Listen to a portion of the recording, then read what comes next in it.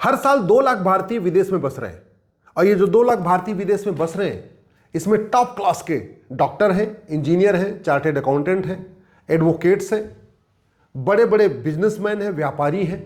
इसका मतलब भारत धीरे धीरे कमजोर हो रहा है, क्योंकि अगर किसी गांव के सभी अच्छे लोग गांव छोड़ दे तो गांव कमजोर हो जाता है।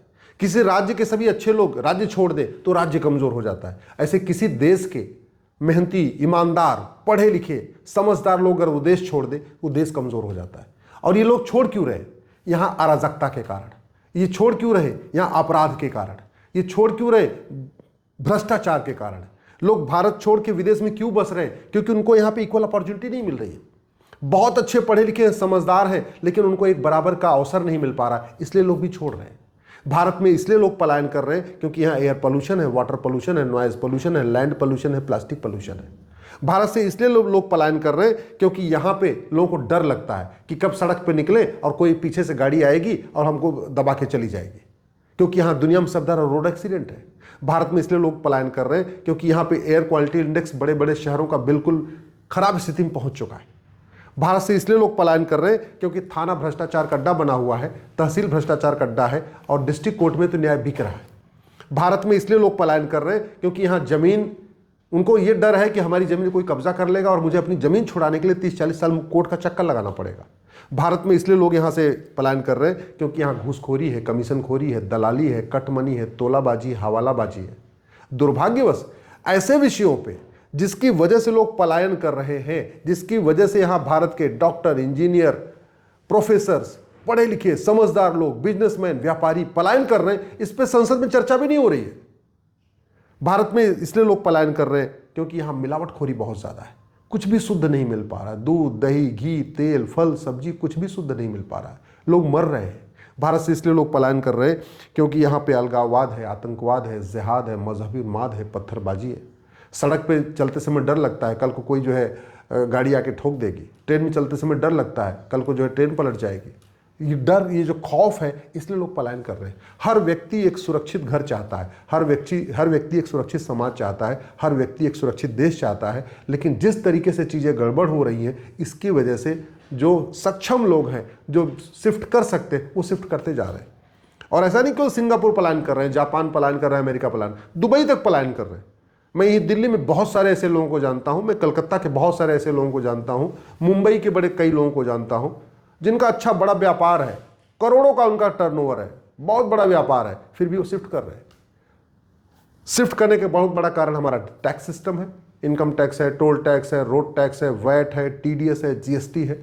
तो बिजनेस व्यापारी इस टैक्स के मकड़जाल से परेशान होकर शिफ्ट कर रहे हैं। दुनिया के कई देशों में इनकम टैक्स ही नहीं है, वहाँ ना जीएसटी है, ना टोल टैक्स, कुछ नहीं, सिंगल टैक्स है, वो देते हैं, उनका काम हो जाता है। बहुत सारे बिजनेस व्यापारी इसलिए पलायन कर रहे हैं कि यहाँ वसूली बहुत ज़्यादा है।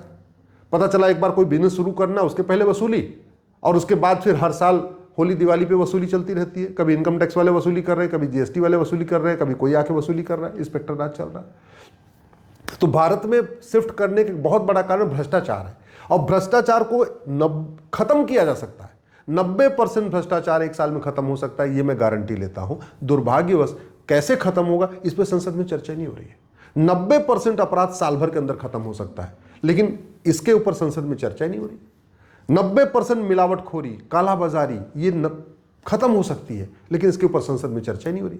90% ड्रग स्मगलिंग एक साल के अंदर खत्म हो सकती है, मात्र एक साल में, लेकिन इसके ऊपर संसद में चर्चा नहीं हो रही। भारत में लोग, पता चला जमीन का मालिक कहीं और बैठा, उसको पता नहीं उसकी जमीन को किसी और ने बेच लिया। ऐसे आए दिन घटनाएं देखती आती हैं। लोग यहाँ रहते हैं दिल्ली में और उनकी जमीन कहीं मेरठ में है, मुजफ्फरनगर में, और कोई और बेच के चला गया, और वही जमीन 2-2, 3-3 बार बिक गई, मालिक को पता ही नहीं है। क्यों? क्योंकि कानून घटिया है। और इस जमीन विवाद के कारण साल में 2 लाख लोग मर रहे हैं, 3 लाख लोग घायल हो रहे हैं, इसके बावजूद संसद में इस पर चर्चा नहीं हो रही। तो ये जो भारत से लोग पलायन कर रहे हैं हर साल 2 लाख, और ये भारत के सामान्य व्यक्ति नहीं है, ये भारत की क्रीम है, आईआईटीएन है, एमबीए किए हुए लोग हैं आईआईएम से, पढ़े लिखे लोग हैं, टॉप क्लास के चार्टेड अकाउंटेंट हैं, टॉप क्लास के बिजनेसमैन हैं, वो सब यहाँ शिफ्ट कर रहे हैं। इसका मतलब आने वाले टाइम में जब ये यहाँ से शिफ्ट हो जाएंगे, ये बिजनेस व्यापार भी शिफ्ट कर लेंगे। जब शिफ्ट कर लेंगे तो यहाँ और बेरोजगारी बढ़ेगी। अगर वो भारत में रहते हैं, कोई डॉक्टर है अगर भारत में है तो कम से कम 4-5 लोगों को रोजगार देता है। इंजीनियर भारत में रहता है, अपना काम शुरू करता है, 10-20 लोगों को रोजगार देता है। इवन IIM के लोग हैं, चार्टेड अकाउंटेंट हैं, वो भी 10-20 लोगों को रोजगार देते हैं। जो बिजनेस व्यापार कर रहे हो तो 100, 200, 500, 1000 लोगों को रोजगार देते हैं। तो जब यहां से शिफ्ट हो जाएंगे, स्वाभाविक सी बात है रोजगार भी शिफ्ट हो जाएगा, तो हमारी GDP भी कमजोर होगी, बेरोजगारी भी बढ़ेगी। और जब बेरोजगारी बढ़ेगी तो और अराजकता बढ़ेगी। जब लोगों के पास कोई काम धाम नहीं होगा तो स्वाभाविक सी बात है चोरी करेंगे, लूट करेंगे, झपटमारी करेंगे, कुछ उल्टा सीधा काम करेंगे। तो ये जो 2 लाख लोग साल में पलायन कर रहे हैं, ये कोई सामान्य व्यक्ति नहीं है। मुझे नहीं लगता दुनिया के किसी और भी देश के अच्छे लोग इतनी बड़ी मात्रा में पलायन कर रहे हैं। पलायन करने का बहुत बड़ा कारण ये भी है कि जो लोग टैलेंटेड हैं उनको वहाँ इक्वल अपॉर्चुनिटी नहीं मिल रही है। पता चला उनसे कम समझदार लोग आगे चले जा रहे हैं। एक बहुत बड़ा सिस्टम है कि हमने जो यहाँ पॉलिसीज अपनाई है, वो पॉलिसीज ऐसे अपनाई है, गधे घोड़े एक समान हमने उनको एक जैसा कर दिया है, गधा और घोड़ा एक बराबर हमने कर दिया है। तो फिर घोड़े क्यों रहेंगे? वो तो जाएंगे कहीं और जाएंगे, वो गधों के साथ क्यों अपना कंपटीशन करेंगे? ये जो समस्याएं हो रही हैं, मुझे लगता है इसके ऊपर गंभीरता के साथ चर्चा करना चाहिए। क्यों पलायन हो रहा है, क्या दिक्कतें आ रही हैं, पलायन करने वालों से बात करना चाहिए। मैं तो कह रहा हूं पिछले 5 साल में 9 लाख लोग पलायन किए। चलो 9 लाख लोगों से नहीं तो कम से कम 900 लोगों से बात तो करना चाहिए कि भैया आप क्यों चले गए हो, क्या दिक्कत आ रही है, आप भारत छोड़ के क्यों जा रहे हो।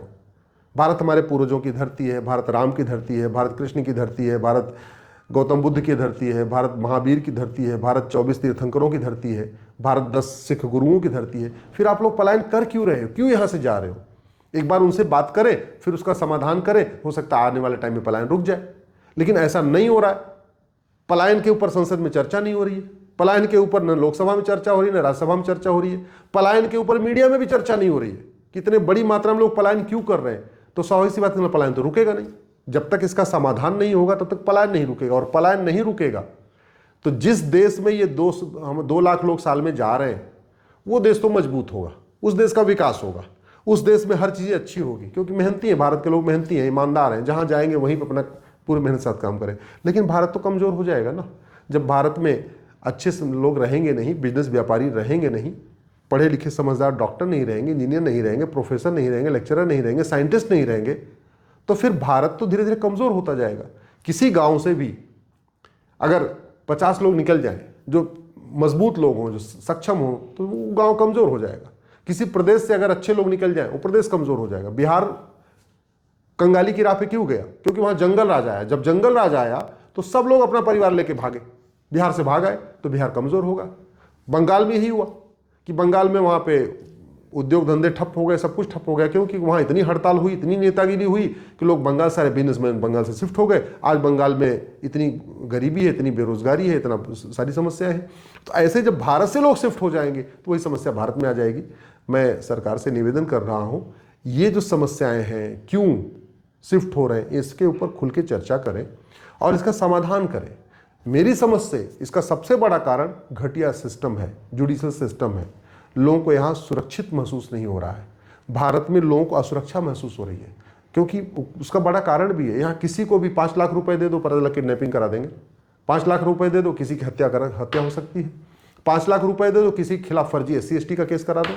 5 लाख रुपए दे के किसी के खिलाफ आप फर्जी बलात्कार का केस करा दो।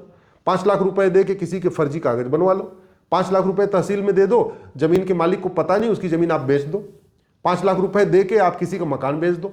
5-10 लाख रुपए दे के किसी का फार्म हाउस बेच दो, उसको पता ही नहीं चलेगा, आप बेच सकते हो बाहर बाहर बैठे बैठे।